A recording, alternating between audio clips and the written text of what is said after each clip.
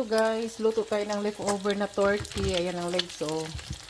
Saka yan, luto din ako ng eggs. Kasi di pa ako nag-breakfast. Sama na lunch nito. Kaya guys, marami pa kayong leftover. Ito kasi pag turkey sa UK, ayan, oh. May beef din. Ako masyado sa beef. Ayan, may beef. Ayan. Mga leftover. Mga beds. Hindi naman maubos yan. Dami-dami. Hello guys, luto tayo ng leftover na turkey. Ayan ang legs, oh. Saka yan, luto din ako ng eggs. Kasi di pa ako nag-breakfast. Sama na lunch nito. Kaya guys, marami pa kayong leftover. Ito kasi pag turkey sa UK, yan, oh.